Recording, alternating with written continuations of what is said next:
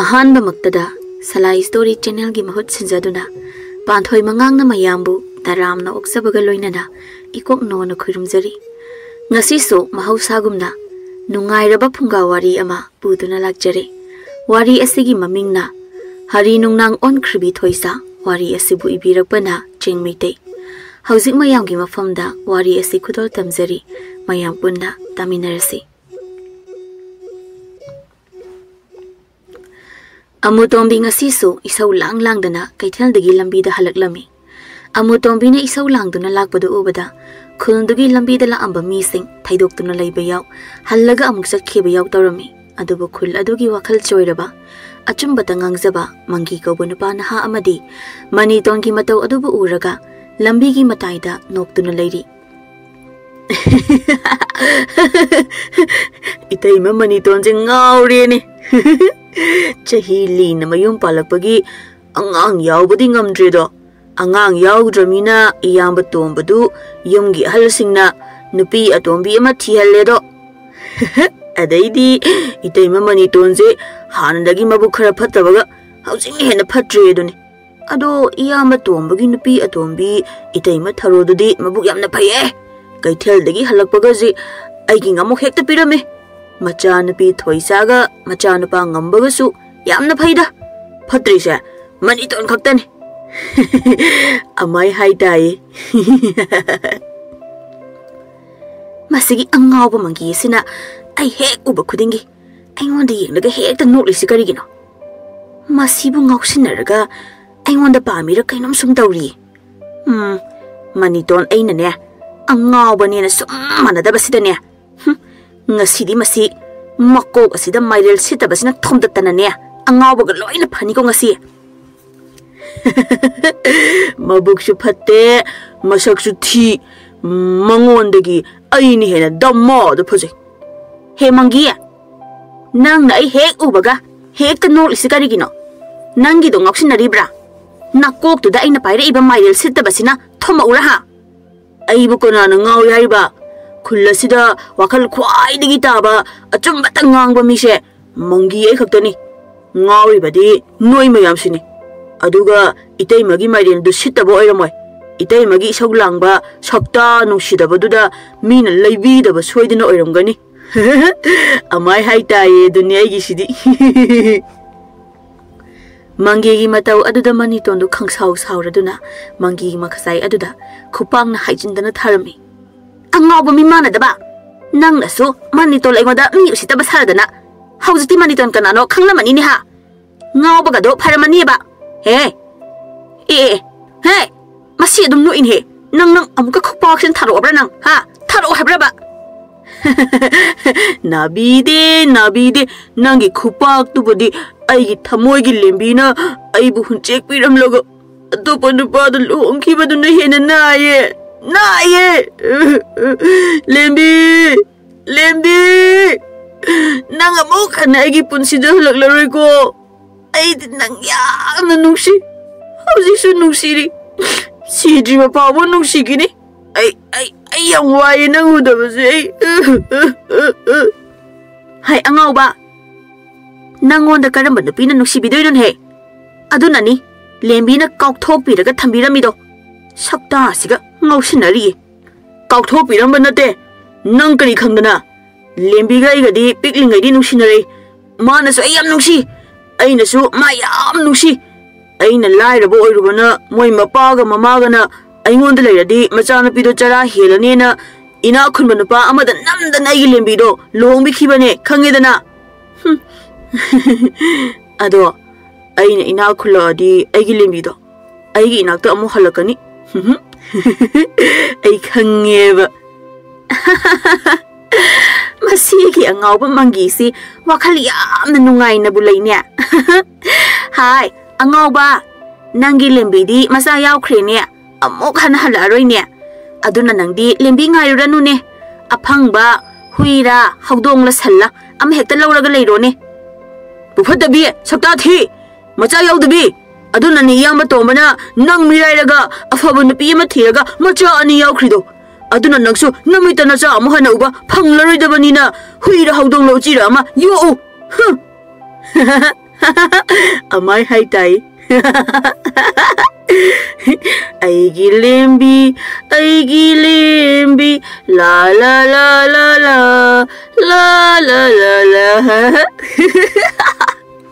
Mangi wahai asi hairam laga nok nok to na amuk chen ki. Maduda Maniton yam sauna, mangi gi matung da tanaraga.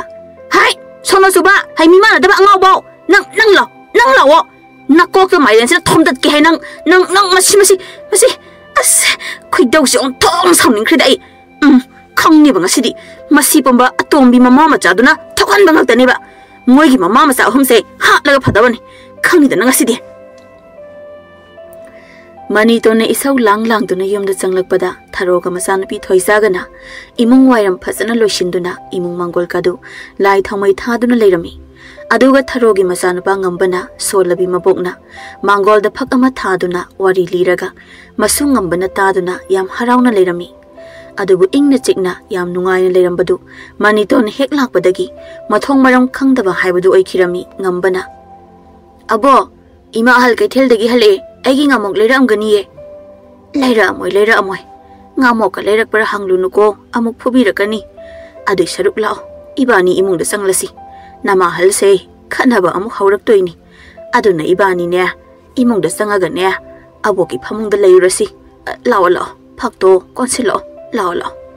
hoy abo imahal kaithel dagi aigi ngamok leibirak pura ihe aina hangluranu hairaga isu nang sidiko Maniton suktok tuna kariya ai sinoi namaro ha noi nama da di migi nupa munbi ikai khangdabido adu namani ngamo kaina naya da mayel sitabasi namsilaura ba kari wangang sangang non hema wahal nang na ngang asida ngang libadubo angang sina mama halla ena haraudana ngamok leibirak pra na hangjaraga nang na ngang sigi mayada Mairian namsinni bo is masu sokpa yadaba masubu yamna nungsijaba mabok ni ne ha aduga ne ima nang ne misang mi khayamna naiganu hayeng sibada ne nasagi amamga marakta tharo maro olaga sijasani he masugi misang ga sangdana ga tawri he Maniton aina sarok ladine noi loina sini he aina kanada karida misang mi khay nairage ne mawhal aduga aina kanada kari landana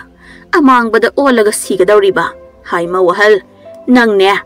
wangang sangang kholei khondado matam leiringai dane khara semdo hauko hayeng siraga ne thangtok pinaba kapinaba mi leiroi ko nang Maniton yam usitana ha aidi sikido bawali ahaw bazaraga chahi chama hene hinkini aduga sidoise ima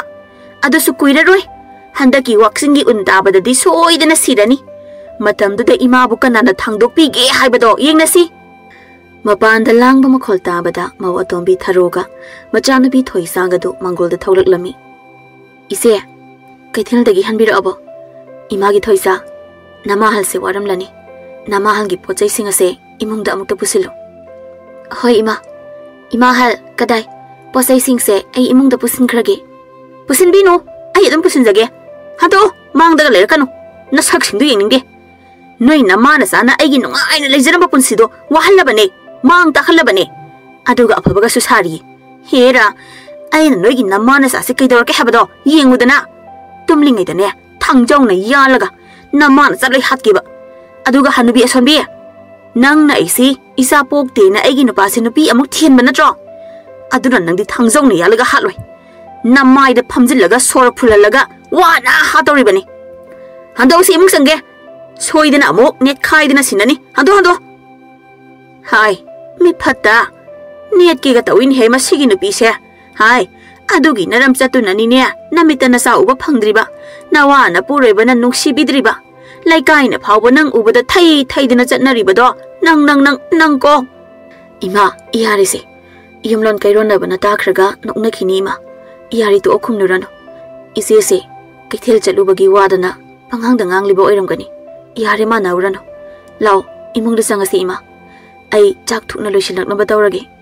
lao ima imungda sangasi hai ngasigi nupi se yamna phatte ne tharo nang nupi thongne natrabadi Masigi nupi asina namana sa soidana sabi kranine. Mana nongmata nangonda khanaba hodaba. Isu ani da phudaba namit yawkrabo. Aduna nang nupi tho nabuk phadokanu. Aduga ne masigi nupi se. Aigi isa nupa na pahamdana nusidana lawrakpa nupi su nate ne. Mana isa nupa da kai kai no haijindana. Maral pisilaga namdana isa nupa da leisilakpani ne. Mase yamna phattabi nupi ni ne.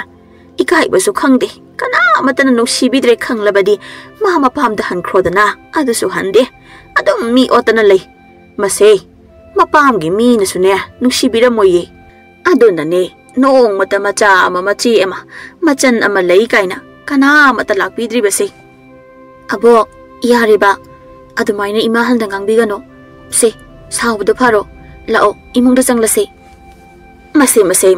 yamna phattabi nupi ni mase Mana yum sida hek lakpadagi adom phatrabani. Ngambana. Abo, sawa pharo. Aigi wari libiru lao. Abo ki wari loidriye. Tharona. Nabo ka sakminaro ko. Ima chak may thagalambani. Loina mutlambatare. Lao. Mabok tu masu anina themduna imungda pusilami. Adubu manitondi tamina kay sulayramde. Saksang da sangduna posay lang khayduna. Chak may thagat pagado ising haijinduna muthatlaga layrami. Madu ubada tharodo sawning labasu asaw phathaduna. Jairiba kolik singdu khungatuna mafam chana amuk thamlami. Tharona sawdabadu ubada khatnaba pamliba manitondi amuka hena sawrami. Aduna tharodo onsinduna khatnaba amu hawraklami. Nangisi mi usitriba habadra. Nang aina tawrisi. Karigino wahang pahangdana chariba kolik singsi hek talusin baya bro ha nate nang housing na sanana do phuidalo habra ha ise aidi kol chaiba sigi chumna sum laisin bane aduga karigino chak mai thagal iba mai sibu ise na ising haijinduna muthat piriba sibo muthat ninglaga muthat kani muthat nindraga to kani kusini agi kusi aduga karigino nang na engonda mani tol engonda nasil khumli de ha Nang kibra kidabra. Nang hausik tomba laitring sida khatu uro. Ise na panbiri ba mingdo. Ise gisu ipuroi bane. Ipuroi bagi mingbu thaksi khasi yaudana panbiganu ne ise. Paninglaga paningraga to kani kusi. Aduga aigi ipuroi bagi ming palaga nang na adok yamna sawning ni duna karigi. Ha. Nang aigi nupa siyam pambai waro. Nate nang aigi ipuroi basi yamna pambai wara ba. Isegi ipuroi bado. Aigi su ipuroi bani ise. Mani to na song silaglaga. Kariya! Aigi ipuroi babu nangi nedi. Hey! Aigi ipuroi basi nang namun bani namun ba. Nang nasampitke nang. Mani to na song sinduna tharogi masampoi duna pubadada. Tharodo khang bangam duna kapaga kana laurami madu tabada. Maboka macha anigadu. Saksang da kana sinsilai. Aduga mani to musing thok duna. Khamtok na bahot na rami. Hai hingsabi ko sabiya nang but thado on hai tharo se siba tare ne masi hai engdi isa nupa kauraga ne phutan ge hai masi mi yam no shudoi dori isa nupa na lang phaida thabak suba chatkiba khudingi ni mana ekhoi da oli base ayo hai hanubi sinam nambi nangi do engoda khamto ira natraga samphoi ran he masi kaw ge he masi iya khangra nang mabok tu mani to na mabuk ta kaw badagi lapna turami Ayo ima, ayo, isire, ayo, hai, namana pa na warak tabigi macha, nang hayeng sira sune, laidam lenda, hai lay marak ta tinba pangdana, patta ba tawai singi tinpam, patta hauti marak ta tinba oyo ko, aduga ne, matang mapok tadi, mi oy na pok pagi mahutta, apum asana on ba tindaw, tukat sabado oy na po ko. Ayo. Ay, huwag pa ngamdre. Kuwang si Susan Crane he. Ayo. Thoicha na sinsindo na. Abo, sopro abo. Si abo, ihingi. Kalagpili! Ho, kalagpili! Pili! Masi pamba ima na thon bangak tani. Kalagpili! Adubo Thoicha gi mabok tu na. Huwag pa ngamda na. Na hedo na layba adu ubada. Tharo duna maniton du lakta na inthuram laga chinsilak duna mamabu hugat pirami is kaino hajki dudi ai bu lakta na hekte inthur emi is tharo sidi mapangal yamna kanba oire ai di son brabo Tharosi sauradi ai oina sokdong mali aduna masi maningda ngariba singai baktuna hekta kantharaga phuraki hayeng ipure balaga moigi misang adum changkhidau leirasibu aduna ipure balakjingaida phuba yaba phugawrage he ima ima se tamna hogatpa ngambre yengo se ai kongi ima abo tamna hogalo abo ima abok se phamungda pasinse ima phamungda changsi tamna khongda thango tamna ngambana abo ima halse aina hayeng chawraga ne phudatke is ai sire khwangse yamna kanna sujin khren he is phatte da ko masigi nupi se ayo hayeng dine isa nupa do kauthok lage aduga ne masigi nupi se phuraga ne ta thok hankhige natrabadi imung se mi simina soidana yaurani ayo ai tamna jasigo ai Maniton maninglom dagi singai bag ama pairaga amuk changli aduga tharo tamna yungna chensilei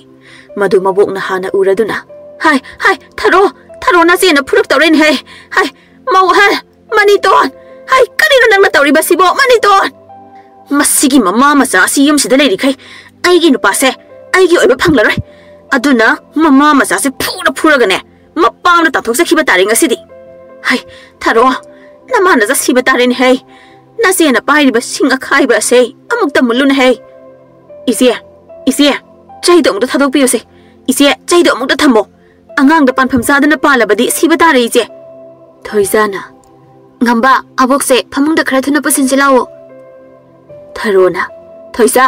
nabok to phamungda hana pusilu salo ise chaido thamo ise chaiga mulin he masi kan thatke de he Tharo nase dagi chaido mullaga phun he Natrabadi nang oina sirani ne madugi hingcha habido minung si sian bi aban pi na te ne ma budi mahu kallaba linduna hena phaine Maniton na pairi basing akhai ba aduna tharo da phubudu ubada Thoicha ga ngambaga du pakhatpana mi kauduna kana kaplami maduda Maniton na Thoicha ga ngambaga su phuge na chensin ge tawba aduda tharo na mazadi sokpa yaroi haina Maniton da chongsinduna Maniton gi khwang da konduna pharami Maduda Manitona Tharogi makokta mana pairiba chaiduna kanbada Tharogi makokto ina pungangang tarami Madu ubada Maniton su pakhakhiduna maning thong phawraga chenkhirami adubu tanja aduda yumlon kaironabagi mi mayam ama sensilaktuna Tharobu kanduna amaiba amagi manakta thuna puduna layengbirami aduga Maniton buna legaigi nupi mayamna tanaraga phaduna phuba yaba phuraga marusu amukok thokpirami aduga nonganbaga amu mapurabada pau pikraba matungda khulndagi Manitonbu tanthokhinaba khullegagi pham amasu phamlami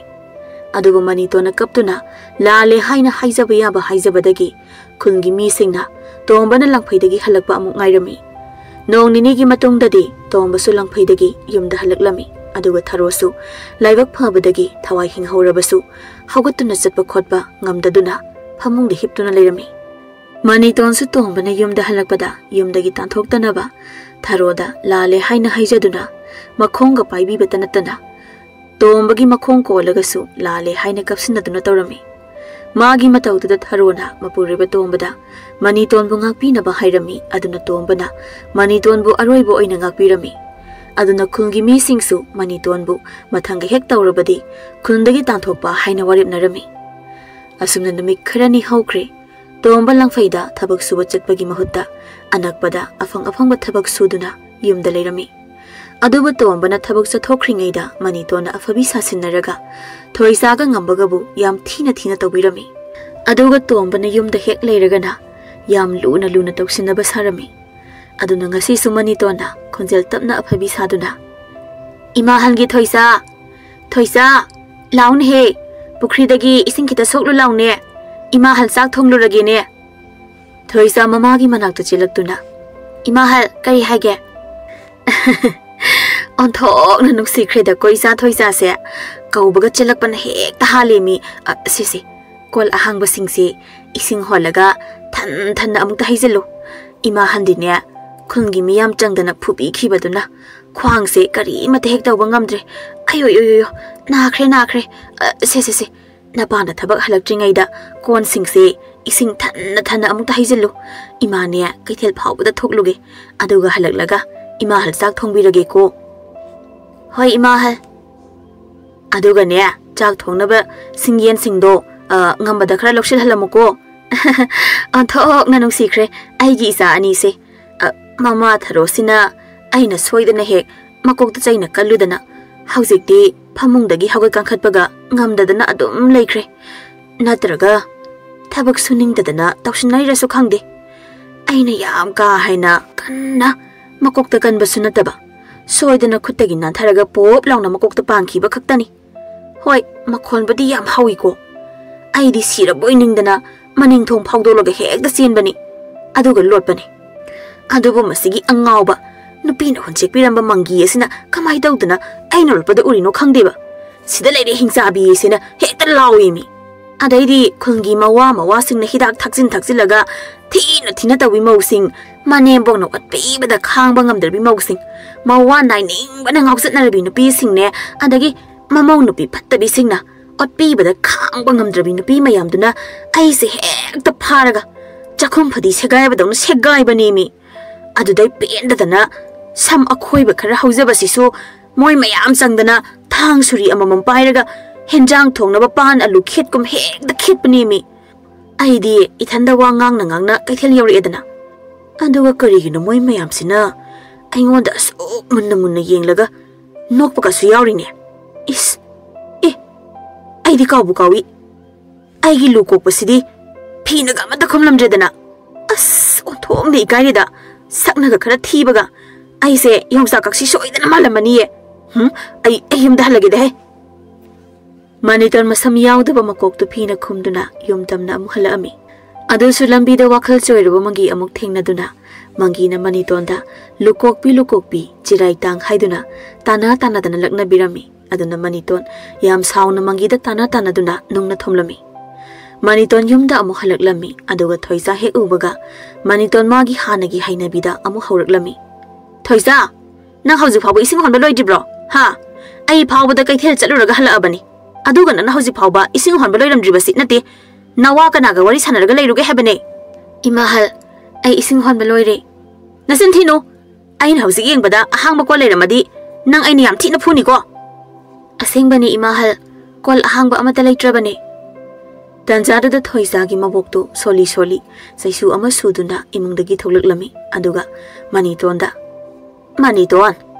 ꯅꯪꯅ ꯏꯁꯧ ꯂꯥꯡꯂꯤꯕꯗꯣ ꯀꯅꯥꯗꯅꯣ ꯅꯠꯇꯦ ꯅꯪ ꯌꯨꯝꯁꯤꯗ ꯂꯩꯈꯤꯒꯦ ꯍꯥꯏꯕ꯭ꯔꯣ ꯅꯠꯇ꯭ꯔꯒ ꯈꯨꯜ ꯂꯩꯀꯥꯏ ꯇꯥꯛꯂꯒ ꯇꯥꯟꯊꯣꯛꯍꯜꯂꯣ ꯍꯥꯏꯕ꯭ꯔꯣ ꯃꯅꯤꯇꯣꯟꯗ ꯅꯣꯛꯁꯤꯟꯅꯔꯒ 이마나 헥 ꯇꯧꯊꯣꯔꯛꯄ ꯐꯥꯒꯤꯁꯤꯃꯕ ꯄꯨꯛꯂꯤ ꯇꯤꯡꯈꯩ ꯍꯦꯛꯇ ꯅꯣꯛꯅꯤꯡꯉꯦ ꯍꯥꯏ ꯋꯥꯅꯤ ꯊꯣꯏꯆꯥ ꯂꯥꯛꯑꯣ 이마 한가네 ꯆꯥꯛꯁꯪꯗ ꯆꯥꯛ ꯊꯣꯡꯂꯨꯁꯤ ꯍꯣꯔꯦꯟ ꯅꯄꯥꯅ ꯊꯕꯛ ꯍꯜꯂꯛꯄꯒ ꯆꯥꯃꯤꯟꯅꯅꯕ ꯑꯗꯨꯒꯅꯦ 이마ꯁꯨ ꯅꯁꯥꯗꯣ ꯁꯣꯜꯂꯦ ꯈꯪꯂꯕꯗꯤ ꯃꯄꯥꯟꯗ ꯊꯣꯛꯂꯛꯇ꯭ꯔꯁꯨ ꯌꯥꯔꯤ ꯄꯣꯠꯅꯤ ꯅꯃꯧ ꯅꯨꯄꯤ ꯊꯥꯔꯣꯒ ꯑꯗꯨꯝ ꯂꯩꯃꯤꯟꯅꯕ ꯌꯥꯏ ꯊꯥꯔꯣ ꯑꯁꯤꯁꯨ ꯑꯣꯟꯊꯣꯛꯅ ꯃꯔꯥꯏꯕꯛ ꯍꯦꯛ ꯊꯤꯈ꯭ꯔꯦꯗꯀꯣ ꯆꯩ ꯃꯆꯥ ꯑꯃꯅ ꯃꯀꯣꯛꯇ ꯇꯦꯠ ꯂꯥꯎꯅ ꯁꯣꯏꯗꯅ ꯀꯟꯕꯩꯕꯨ ꯍꯧꯒꯠ ꯀꯥꯡꯈꯠꯄ ꯉꯝꯗꯈꯩ ꯑꯗꯨꯝ ꯍꯦꯛ ꯂꯩ ꯃꯥꯗ ꯅꯥꯕ ꯐꯔꯕꯗꯤ ꯑꯩꯁꯨ ꯏꯄꯥꯝꯗ ꯍꯟꯖꯈ꯭ꯔꯒꯦ ꯇꯧꯕꯅꯤ ꯑꯗꯨꯕꯨ ꯊꯥꯔꯣꯅ ꯑꯗꯨꯝ ꯅꯥꯔꯒ ꯂꯩꯔꯕꯅꯤꯅ ꯑꯩꯗꯤ ꯌꯨꯝꯁꯦ ꯀꯃꯥꯏꯅ ꯊꯥꯗꯣꯛꯂꯒ ꯆꯠꯀꯅꯤ ꯑꯩ ꯍꯦꯛ ꯆꯠꯈꯤꯕꯗ ꯂꯩꯔꯤꯕ ꯊꯕꯛ ꯃꯌꯥꯝ ꯑꯁꯤꯗꯤ ꯀꯅꯥꯅ ꯇꯧꯕꯤꯅꯤ ꯅꯠꯇ꯭ꯔꯅꯦ ꯏꯃꯥ ꯀꯌꯥꯗ ꯃꯆꯤꯜ ꯊꯤꯔꯤꯕ ꯅꯨꯄꯤꯅꯣꯅꯦ ꯁꯤꯕꯣ ꯊꯥꯔꯣ ꯑꯁꯤ ꯃꯥꯅ ꯆꯥꯎꯈ꯭ꯔꯕ ꯆꯩ ꯑꯗꯨꯅ ꯃꯀꯣꯛꯇ ꯊꯣꯝꯗꯠꯄꯤꯔꯒ ꯄꯤꯛꯈ꯭ꯔꯕ ꯆꯩ ꯃꯇꯦꯛ ꯑꯃꯅ ꯇꯦꯠ ꯂꯥꯎꯅ ꯁꯣꯏꯗꯅ ꯀꯟꯈꯤꯕꯅꯤ ꯀꯀꯥꯏꯗꯅ ꯍꯥꯏꯅꯦꯍꯦ ꯃꯁꯦ ꯑꯗꯨꯒ ꯅꯪꯅ 이몽 ꯑꯁꯤꯗ ꯀꯔꯤ ꯊꯕꯛ ꯁꯨꯗꯅ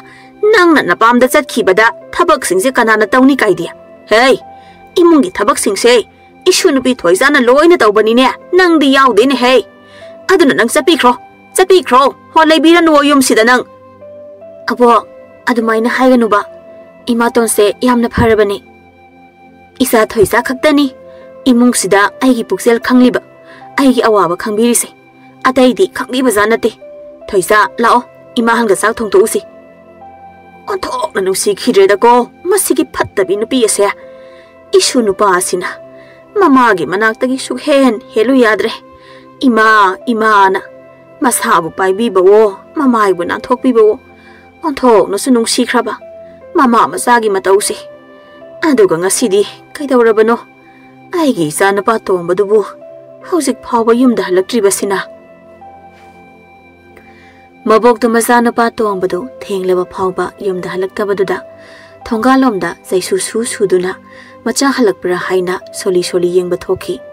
Saksang Dana Thoicha Zak Tonglaga, Manito na Fungada, Pan Lauraga, Pamduna Charaga Ledami.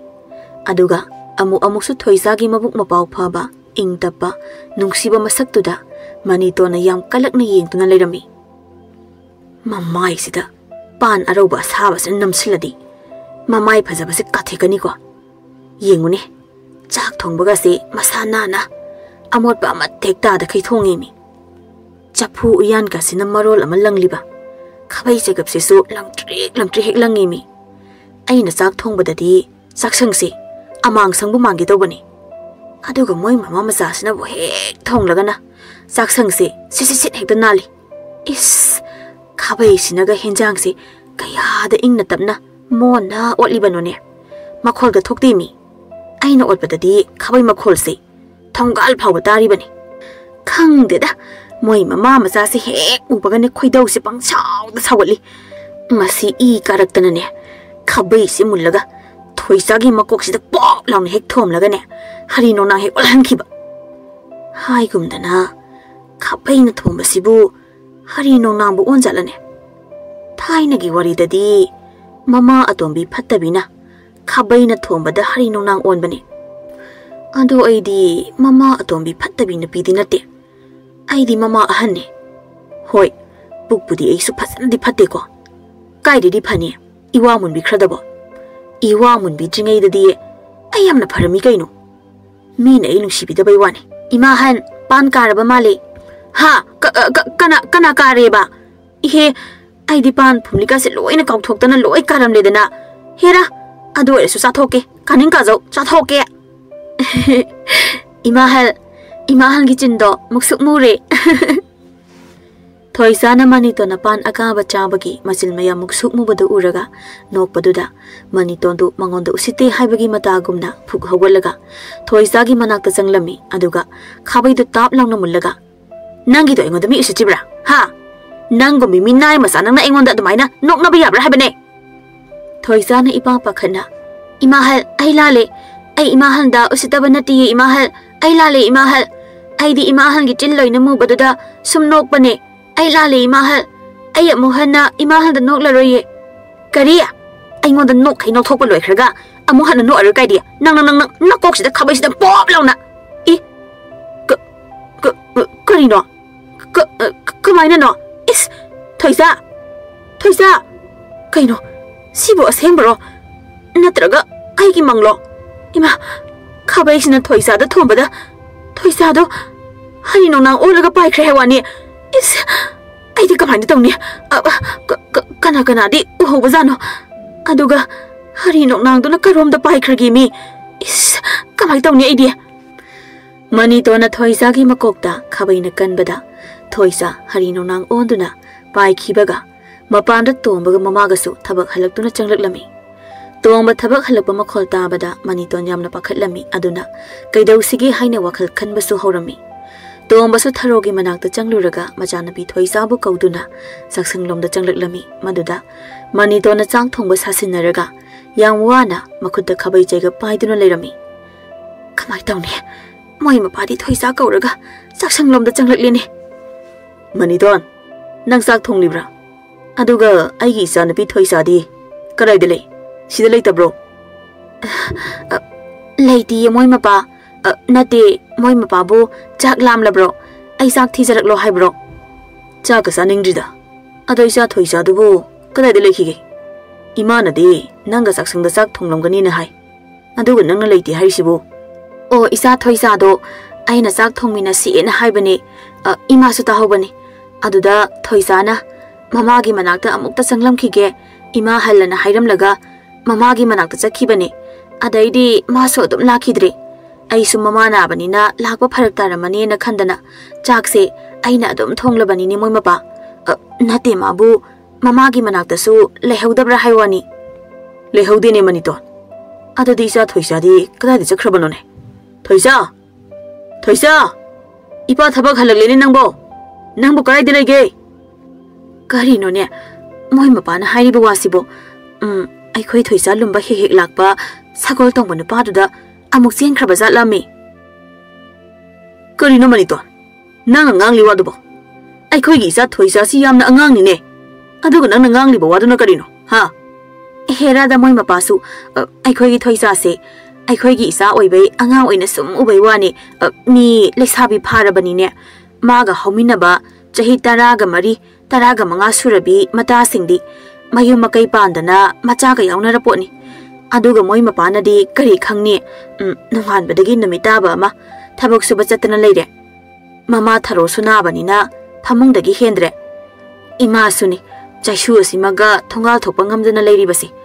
aduna Thoicha di nungaire maton thoi ekainu madi nupa duga thonga thok unari se Maniton nang ngang liba wadubu pangang hikta ngang liba warane iyo nang ai sum saurukani ko ngasi o ai di phatabi isa yaujadabi nupini na aina achumba wa ama hek haibada thajabiroi ai phataba ai chin thiba taraga tokla dawni adubune aina hairiba singse asengba ngaktani ai di yumgi thabai khang singse tawna Thoicha bu yamna senajabani aina masada nang angang oidi tawnu napana khanglaga phubini phawba hairabani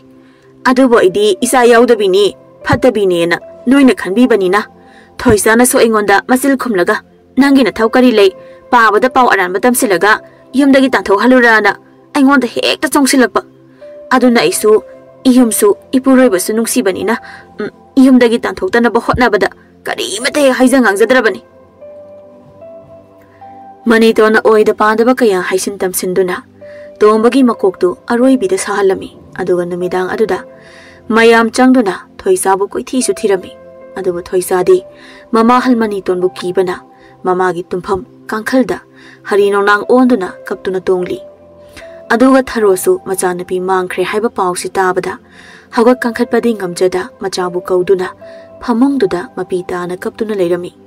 Mama na kapadu uraga machanapi Thoicha do mama bu kauduna amuk kaplami adubu mama tharona di machana kaplibado hari nongnang khongbo oina tabanina machanapi da hanna phawba yengbiramde aduna Thoicha do hena kanna khongladuna kaplami Ima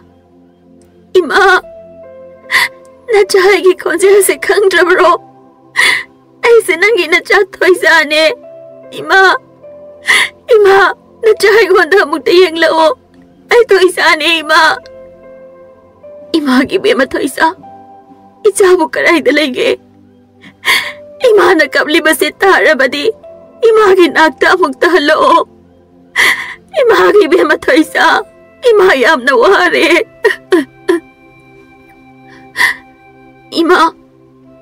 Ima bu thadok na satiye Ai di Ima gi nakta lingdana leiriye adubu Ima nachai di Ima hanna khabai na thomduna hari nongnang onkhrabi aduga amuksu Ima hanna aibu lamchan naidabi mama mapana haiba indabi phattabi macha ama oina suhanbire Ima nachagi waraba thamoigi wasingse Ima da matau karam na tamduna khangangani Ima aingonda mukta di yengbiro Ima ai hari nongnang natiye Ima gi sa Thoicha ne Ima matam khara haujin khibana ahing matam oisinlakli aduna tombasu machanupa ngambabu pamduna thawai wana khanpham khangdana mamaga yumda hanjilakli aduga Manitonsu tombagi matungda Thoicha gi mingkau kauduna kapsinaraga yumda hanjilai adubu imungda hari nongnang khongba makhol tabaduda Maniton kapsinarambadu sapleplaga Thoicha di imungda khongaga leireni soira mali he Oh Ima gi thawai Ima gi Thoicha nangbu kaida lege Ima hal yamna ware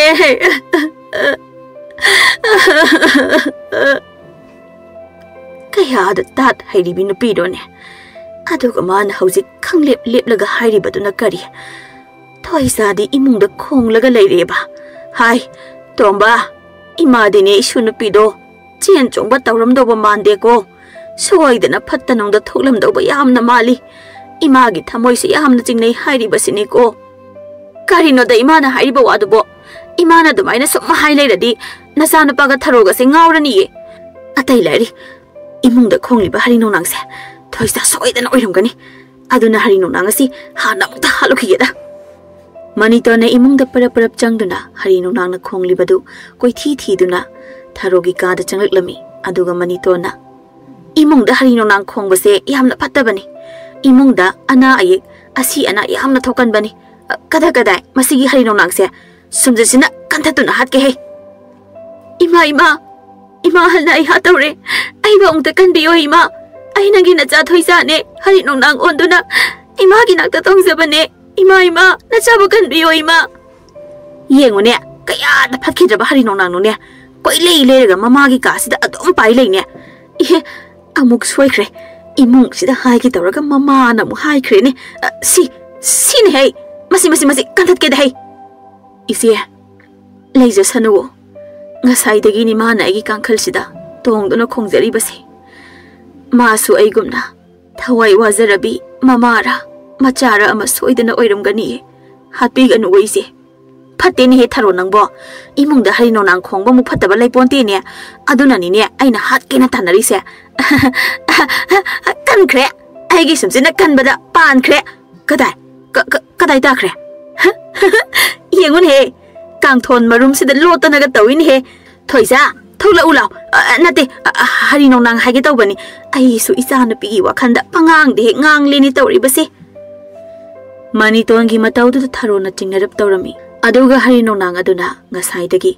ꯀꯥꯡꯈꯜꯗ ꯇꯣꯡꯗꯨꯅ ꯈꯣꯡꯕ ꯇꯥꯜꯂꯕꯁꯨ ꯄꯥꯏꯈ꯭ꯔꯣ ꯌꯥꯗꯕꯗꯨꯅ ꯊꯔꯣꯅ ꯁꯨꯝ ꯆꯤꯡꯅꯕ ꯍꯦꯜꯂꯛꯇꯨꯅ ꯃꯅꯤꯇꯣꯟꯗ ꯍꯔꯤ ꯅꯣꯡꯅꯥꯡꯗꯨ ꯍꯥꯠꯇꯅꯕ ꯌꯥꯝ ꯍꯩꯖꯔꯝꯃꯤ꯫ ꯑꯗꯨꯕꯨ ꯃꯅꯤꯇꯣꯟꯅ ꯁꯨꯝꯁꯤꯠꯅ ꯀꯟꯕꯗꯒꯤ ꯃꯁꯥ ꯅꯥꯃꯁꯨ ꯇꯦꯛꯂꯕ ꯊꯣꯏꯆꯥꯒꯤ ꯊꯋꯥꯏꯅ ꯑꯣꯟꯕ ꯍꯔꯤ ꯅꯣꯡꯅꯥꯡꯗꯣ ꯃꯅꯤꯇꯣꯟꯅ ꯈꯨꯟꯒꯠꯂꯒ ꯃꯦꯠꯈꯥꯏꯔꯒ ꯍꯦꯛ ꯍꯥꯠꯀꯦ ꯇꯧꯕꯒ ꯇꯣꯝꯕ ꯉꯝꯕ ꯄꯝꯗꯨꯅ ꯃꯃꯥꯒ ꯄꯨꯟꯅ ꯆꯪꯂꯛꯂꯝꯃꯤ꯫ ꯑꯗꯨꯒ ꯇꯣꯝꯕꯅ ꯃꯅꯤꯇꯣꯟꯗ ꯈꯪꯂꯥꯎ ꯂꯥꯎꯔꯗꯨꯅ, ꯃꯅꯤꯇꯣꯟ, ꯀꯔꯤꯅꯣ ꯅꯪꯅ ꯍꯥꯠꯀꯦ ꯇꯧꯔꯤꯕꯗꯣ? ꯊꯔꯣꯅ ꯍꯥꯠꯄꯤꯒꯅꯨ ꯍꯥꯏꯔꯕꯗꯤ ꯀꯣꯛꯇꯣꯛꯑꯣꯗꯅ꯫ ꯏꯃꯨꯡ ꯑꯁꯤꯗ ꯇꯥꯔꯤꯕ ꯐꯠꯇꯕ ꯑꯋꯥ ꯑꯅꯥꯁꯤꯡꯁꯤꯒ ꯅꯪꯅ ꯏꯃꯨꯡ ꯑꯁꯤꯗ ꯊꯋꯥꯏ ꯄꯥꯟꯕ ꯑꯃꯨꯛ ꯍꯥꯠꯀꯦ ꯇꯧꯔꯤꯕꯗꯨ ꯀꯔꯤꯒꯤꯅꯣ? ꯑꯣ, ꯍꯔꯤ ꯅꯣꯡꯅꯥꯡꯅꯦ꯫ ꯌꯨꯝꯗ ꯑꯅꯥ ꯑꯌꯦꯛ ꯌꯥꯎꯔꯒ ꯏꯃꯨꯡꯗ ꯍꯔꯤ ꯅꯣꯡꯅꯥꯡ ꯈꯣꯡꯕꯁꯦ ꯐꯠꯇꯦ꯫ ꯑꯁꯤ ꯑꯅꯥ ꯊꯣꯛꯀꯜꯂꯦꯅ ꯐꯥꯔꯒ ꯃꯄꯥꯟꯗ ꯊꯥꯗꯣꯛꯀꯦ ꯇꯧꯕꯅꯤ꯫ ꯅꯣꯏꯅ ꯑꯩꯁꯦ ꯄꯪꯍꯥꯠꯇ ꯍꯥꯠꯄ ꯃꯤꯅꯨꯡꯁꯤ ꯂꯩꯇꯕꯤꯗꯧꯅ ꯈꯜꯂꯦꯕ꯫ ꯏꯃꯨꯡꯗ ꯍꯔꯤ ꯅꯣꯡꯅꯥꯡ ꯈꯣꯡꯕꯁꯤ ꯐꯠꯇꯦ, ꯑꯁꯤ ꯑꯅꯥ ꯊꯣꯛꯀꯜꯂꯦꯗꯤ ꯅꯣꯏ ꯅꯃꯥꯒ ꯅꯄꯥꯒꯅ ꯍꯥꯏꯕ꯭ꯔꯥ? ꯑꯗꯨꯒ ꯅꯪꯒꯤꯗꯣ ꯃꯄꯥꯟꯗ ꯊꯥꯗꯣꯛꯀꯦꯅ ꯇꯧꯔꯤꯔꯥ ꯅꯠꯇ꯭ꯔꯒ ꯃꯦꯠꯊꯠꯀꯦꯅ ꯇꯧꯔꯤꯔꯥ? ꯃꯅꯤꯇꯣꯟ ꯀꯞꯁꯤꯟꯅꯗꯨꯅ, ꯏꯃꯥꯅ ꯑꯩꯁꯦ ꯃꯇꯝ ꯄꯨꯝꯕꯗ ꯊꯤꯅ ꯇꯧꯔꯤꯕꯁꯤ ꯀꯔꯤꯒꯤꯅꯣ? ꯃꯁꯤ ꯅꯣꯏꯒꯤ ꯊꯣꯏꯆꯥ ꯅꯠꯇꯤꯌꯦ, ꯍꯔꯤ ꯅꯣꯡꯅꯥꯡꯅꯤꯁꯦ ꯇꯨ꯫ ꯍꯥꯏ ꯍꯤꯡꯆꯥꯕꯤ, ꯐꯖꯅ ꯊꯥꯗꯣꯛꯄ ꯌꯥꯗ꯭ꯔꯥ? ꯂꯥꯛꯇꯅ ꯑꯃꯨꯛ ꯂꯩꯕꯥꯛꯇ ꯂꯪꯊꯔꯝꯂꯤꯕꯁꯤꯕꯣ꯫ ꯃꯁꯤ ꯌꯥꯝꯅ ꯐꯠꯇꯦꯀꯣ꯫ ꯅꯥꯇꯩ ꯆꯥꯗ꯭ꯔꯕꯗꯤ ꯏꯁꯨ ꯅꯨꯄꯤꯗꯣ ꯃꯥꯅ ꯀꯩꯅꯣꯃ ꯁꯣꯏꯗꯅ ꯇꯧꯔꯝꯗꯣꯏꯅꯤꯀꯣ꯫ ꯊꯔꯣꯅ, ꯏꯃꯥ, ꯍꯔꯤ ꯅꯣꯡꯅꯥꯡꯗꯣ ꯁꯤꯔꯕ꯭ꯔꯥ? ꯑꯩꯉꯣꯟꯗ ꯑꯃꯨꯛꯇ ꯄꯤꯕꯤꯌꯣ ꯏꯃꯥ꯫ ꯀꯗꯥꯏꯅꯣ ꯏꯃꯥ? ꯍꯔꯤ ꯅꯣꯡꯅꯥꯡꯗꯣ ꯑꯩꯉꯣꯟꯗ ꯑꯃꯨꯛꯇ ꯄꯤꯕꯤꯌꯣ꯫ ꯁꯤꯔꯕ꯭ꯔꯥ ꯍꯤꯡꯂꯤꯕ꯭ꯔꯥ ꯀꯔꯤꯃꯠꯇ ꯂꯦꯡꯈꯤꯗ꯭ꯔꯦꯅꯦ꯫ ꯁꯦ ꯃꯕꯣꯡꯅ ꯊꯣꯏꯆꯥꯒꯤ ꯊꯋꯥꯏꯅ ꯑꯣꯟꯕ ꯍꯔꯤ ꯅꯣꯡꯅꯥꯡꯗꯨ ꯈꯨꯡꯒꯠꯇꯨꯅ ꯃꯃꯥ ꯊꯔꯣꯗ ꯄꯤꯔꯝꯃꯤ꯫ ꯑꯗꯨꯒ ꯍꯔꯤ ꯅꯣꯡꯅꯥꯡꯗꯨ ꯃꯃꯥꯒꯤ ꯃꯈꯨꯠꯇ ꯍꯦꯛ ꯌꯧꯕꯒ ꯃꯤꯀꯨꯞ ꯈꯔ ꯑꯁꯤꯕ ꯑꯃꯒꯨꯝꯅ ꯋꯥꯈꯜ ꯃꯥꯡꯂꯨꯔꯕꯁꯨ ꯋꯥꯈꯜ ꯈꯪꯇꯥ ꯇꯥꯔꯛꯇꯨꯅ ꯈꯣꯡꯂꯛꯂꯝꯃꯤ꯫ ꯍꯔꯤ ꯅꯣꯡꯅꯥꯡꯗꯨꯅ ꯈꯣꯡꯕꯗꯨ ꯇꯥꯕꯗ ꯃꯅꯤꯇꯣꯟ ꯃꯥꯒꯤ ꯀꯥꯗ ꯇꯨꯝꯕ ꯌꯥꯗꯈꯩ ꯄꯥꯈꯠꯇꯨꯅ ꯃꯊꯟꯗ ꯏꯁꯧ ꯄꯪꯂꯥꯡꯗ ꯂꯥꯡꯂꯝꯃꯤ꯫ ꯑꯁꯨꯝꯅ ꯉꯁꯤꯒꯤ ꯑꯍꯤꯡ ꯑꯁꯤꯃꯗꯤ ꯊꯣꯏꯆꯥꯅ ꯃꯐꯝ ꯃꯔꯥꯡ ꯈꯪꯗꯅ ꯃꯥꯡꯈꯤꯕꯗꯨꯅ ꯃꯅꯤꯇꯣꯟ ꯅꯠꯇꯅ ꯑꯇꯩ ꯌꯨꯝꯒꯤ ꯃꯤ ꯑꯃꯠꯇ ꯇꯨꯝꯅꯔꯝꯗꯦ꯫ ꯑꯗꯨꯕꯨ ꯅꯣꯡꯉꯥꯜꯂꯝꯗꯥꯏꯒꯤ ꯃꯤꯀꯨꯞ ꯈꯔꯗꯗꯤ ꯊꯔꯣꯗꯣ ꯏꯈꯪ ꯈꯪꯍꯧꯗꯅ ꯇꯨꯝꯈꯤꯔꯝꯃꯤ꯫ ꯊꯔꯣꯅ ꯍꯦꯛ ꯇꯨꯝꯈꯤꯕꯒ ꯊꯔꯣꯒꯤ ꯃꯪꯂꯥꯟꯗ ꯃꯆꯥꯅꯨꯄꯤ ꯊꯣꯏꯆꯥꯗꯨ ꯂꯥꯛꯂꯒ ꯃꯃꯥꯗ ꯀꯞꯇꯨꯅ ꯃꯃꯥ ꯍꯜꯅ ꯈꯥꯕꯩꯅ ꯀꯟꯗꯨꯅ ꯍꯔꯤ ꯅꯣꯡꯅꯥꯡ ꯑꯣꯜꯍꯟꯈꯤꯕꯒꯤ ꯋꯥꯔꯤ ꯃꯈꯨꯠ ꯊꯨꯗꯦꯛꯄꯤꯕꯒꯤ ꯑꯋꯥꯕ ꯆꯩꯅꯥ ꯄꯨꯝꯕ ꯀꯞꯇꯨꯅ ꯃꯃꯥꯗ ꯇꯝꯂꯝꯃꯤ꯫ ꯑꯗꯨꯅ ꯊꯔꯣꯅ ꯅꯣꯡꯉꯥꯟꯗꯨꯅ ꯃꯤꯀꯞ ꯊꯣꯛꯂꯛꯄꯒ ꯃꯁꯥ ꯇꯦꯛꯇꯨꯅ ꯃꯅꯥꯛꯇ ꯂꯩꯔꯤꯕ Harry ꯅꯣꯡꯅꯥꯡꯗꯣ ꯈꯨꯕꯥꯛꯇ ꯍꯥꯞꯀꯠꯇꯨꯅ machabu kauduna kana kana kaplami aduga Thoicha su mamada yenglaga hauna khongduna kaplami tharona kappa hari nongnangduna kana kana khongbaduda maniton hektabaga tharogi manaktamna sinsilaklami matam aduda tombaga masanapa ngambaga mamagadi ngarangdagi Thoicha halaktabaduna thongalda thoktuna Thoichagi haidokpa mi lakadra haina ngairami masigi khudongchaba asi lawraga manitona tharogi manakta sinsilaktuna tharona asukana kana kaplaga hari nongnang asina hauna khonglibasibu nati tharo asibu hari nongnangsi magi masanabi Thoicha ne haiba khanglaba jalo moi leitringai sida hari nongnangsi hana amta haloge yengun he hari nongnangsi tharogi khubakta haplaga imagi Thoicha na kapminaraga leirene adudi soidana hari nongnangsi masana pini haiba khanglamani hera adudi moi mapaga imaga na khangdringaida hari nongnangsi mullaga net khairaga hekta hatlage he manito na khangjong jong silaklaga tharogi khubakta tongliba hari nongnang dumulami maduda tharona hagot kangkhat padi ngamchada makhutu tingthoklaga manitonda hari nongnang du pibiyo haina kaplami maduda manitona yam usi thawoidana aina hari nongnangsi imungda khongba phatte hairaba natro adoga na khubakta ga haplaga hauna hekta khongan baneba adudi hauji aina hari nongnangsi khongpang na netlaga hatokpa taridana ise aigi hari nongnang aihonda piu aigi isa Thoicha do mama aihonda pibiyo iche ije da khoiramduna haijariye aigi isa Thoicha bu hatpi kano ise isa bu mama aihonda pibiyo ise isa bu pibiyo iche hai soinaibi hari nongnangsibu nangi nasana piran he nasana pidudi mama laudana irang pamlabanina nupa amagi matung ilaga chenkhrabanine isena nachila duk thiba do karigido ai loina khange isena agi isa Thoicha bu khabaina thomduna hari nongnang olan bane haiba kadai aigi isa piyo natrabadi aina imada ipuroibada asengba pumba haidoktuna isebo awapamda tahanganiye soina aibi nangna manitol engonda gasuki heliba kaidunine hera adudi asengba wari khanglabanina nangi nasanapi hari nongnang olabi Thoicha se khongpaksna netlaga nangmang maktada hatke hai ise aigi sa hatpi kano aigi Thoicha hatpi kano ai kana matada haidok loye aigi sa Thoicha ge thawai tadi kanbiyo ije Thoicha na ima nachagi thawai amukta kanbiyo ai ima ga kaina bangam loye ima nachagi thawai amukta di kanbiyo ima masigi hari nongnangsi ontong khongkreda adudi khongo khongpak san net khairaga sro negi hai tharona kana kapladuna imagi bema imagi Thoicha kai matauno imana ngasi uri basibo imagi bema imabu kari oire sige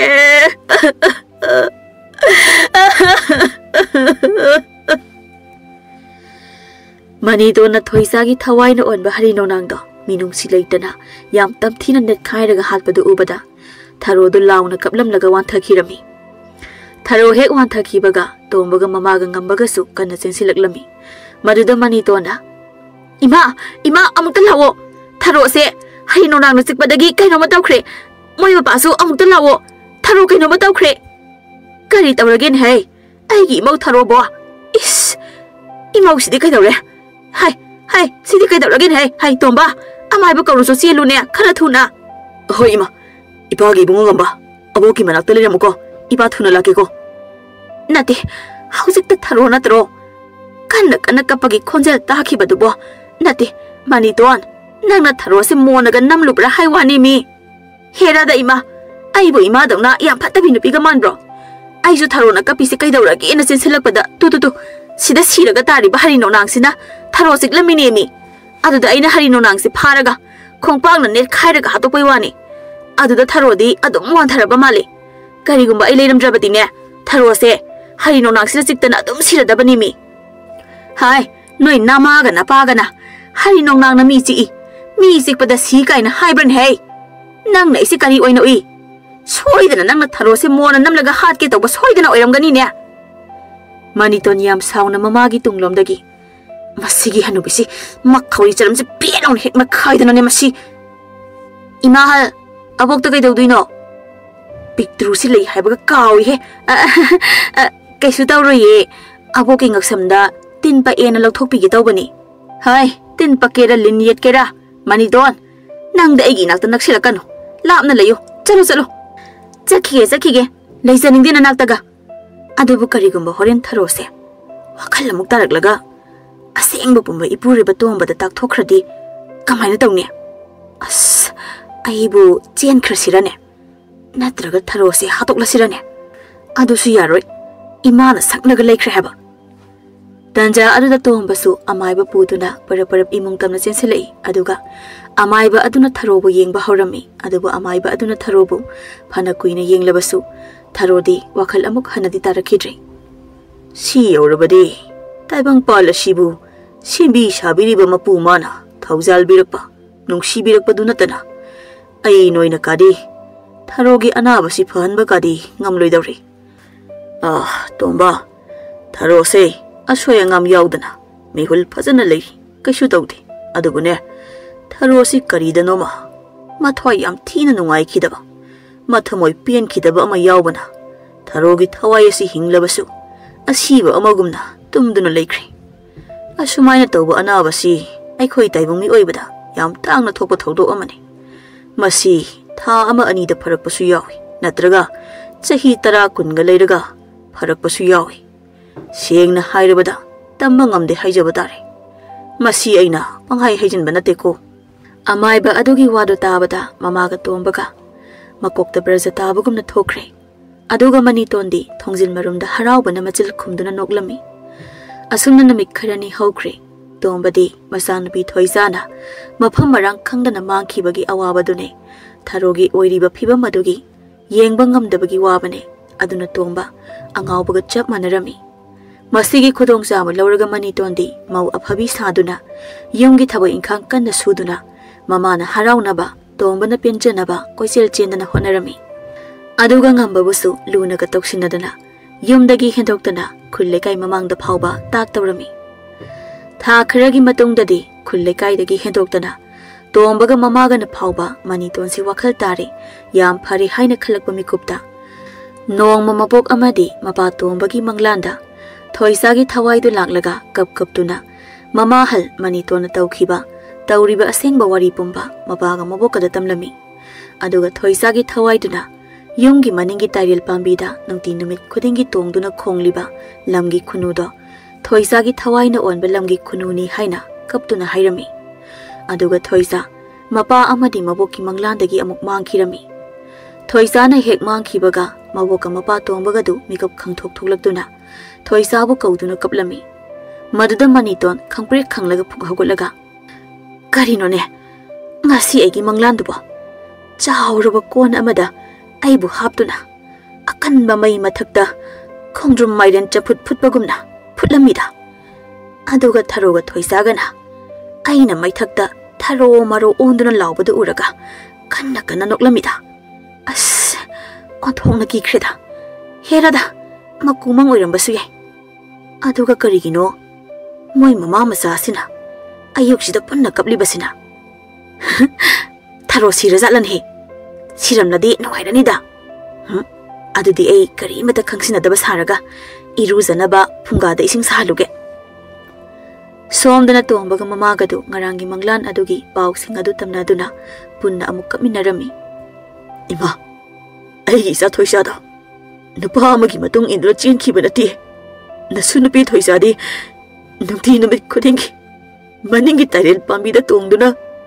kaptuna khonglibado nasu nupi Thoichadu ne ima aina haidro aigi sunupi Thoichado napa amaga chenkhiba oiramloi nangi nupi phattabi Manito lasina soidana hatba oiramganina isu nupi duna hari nongnang onduna mamagi manakta khongduna kapsabadusu mana hekta hatokpi adusu mana mama amaki mamang maktada he tomba natu sinangna phuraga yumdagi tanthokige haibra नत्रगा कोनुंगदा चतुना इनिंग थौदा वाकतुना मपन सिसु पकैसुम संगदा थमजिन हनखो हाइब्रा नंग याम थुना अमा खल्लु इमाने थवा यामना नुंगाइते को इबुंगो इमा नसु नुपासे करिसु खंगजदना तुमलिबसे अमुक्ता येंबिरमो आई मनितोन कदाइदे लै हाइबा अमुक्ता येंखै तोंबना मनितोन थीदुना लाक्पा मतमददि मनितोन फुंगादा इसिंग असाबु लुमदुना इसै nganglगा याम नुंगाइना लैरमी अदुबु तोंबा संगकपा उबददा खंगब्रे खंगलगा इसै ngangbा लेपतुना तुमिना तोंबदा येंगदुना लैरमी करिनो ngasiदी आइगी नुपागी मियेंग नाइ खुसंग लाक्संग गसी करिनो मै तौ तौगिदा मोय मपा कैदौरगे अदु फिंगना याम सावबसु माना चंगलइबदुबो नते अखोय थरोदुबु सिरब्रा हाइवानी ओ सिरमलानी खंगे नंगी न तौदो यादी हो थरो नंग नसेदा करी मता हाइरम तगलमदना लाइरम लिंदा चलब्रो ओ थवाइसे ओंथोंना नुंगाइ खिद्रेदको हो इसेगी थरो नंग आई चाक सखोम अमतदि चामिना निंगबनिको मोय मपा अखोयगी थरोसे मसा नपी थोइसाना लमचत नाइदबि ओइदना Nipah अमगा चेंखिबदगी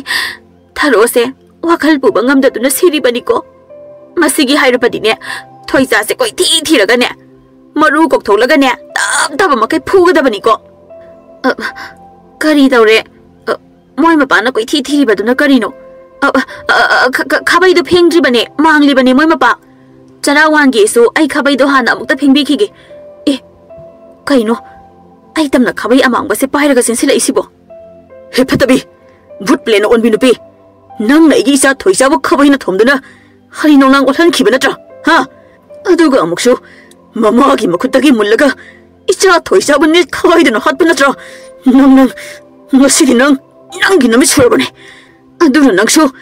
khabai amangbasina kallaga hachaba taridana mani to na mamit laukthok maya launa khathoklaga ha moy mapadi kanana haidana khangliba adude adu moy mapa khabai do hana mukta thamo aduga wakhal tana tapna wari sase haiba ayo kalle khabai amangbane kalle hoima ayo ai sire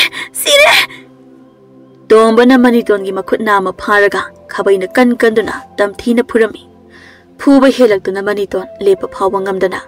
लैमाइदा बोम लाउना तारगा फमलमी अदुगा कपतुना मखुत खंदना फुबीदना बा हाइजरमी अदुबु पेंदबा असावबना लोइरबा तोंबना मनितोनबु फुबदगी हेंदोक्तना मनितोना इरुजनबा लुमलिबा इसौ सौबो कोंदु थांगतुना मनितोनगी मसादा हाइजलमी अदुगा मनितोन सिंगमदा फिरिंग काउदुना सिरमी मनितोन हेक सीबगा मनितोन की हक्सांग अदु लिन ओंदुना तोंबदा ओंसिंदुना फू लाउना कामलमलगा मपालोंदा चेनखिरमी मनितोन लिन ओंदुना युमदगी थोखिबगा तोंबगी मचानपीगी थवाइना ओनबा खुनु अदो मपा तोंबगी मनाक्ता पाइसिलक्तुना मपागी पांबोमदा तोंगलमी मदुदा मपा तोंबना खुनु अदुबु नांदुना कपलमी अदुगा ममागी मनाक्ता पुरकलगा ममागी मतंबागदा थमलमी अदुगा अमुक तोंबना चेंगफुदगी Cheng खरा लौथोक्लगा लाइनिंगथौ सना महिदा खोइरमजदुना खुनु अदुदा चेंग अदु थादुना पिजरमी असुमना मिकुप खरागी मतुंगददी खुनु अदो मचानपी थोइसागी हानागी फिबमदा हंजिलक्लमी मदु उबदा मपा तोंबगा मबोकदु थोइसाबु कोंदुना हराउना कपलमी अदुगा थोइसाना अमुक ममाबु नुंगसीना नालदुना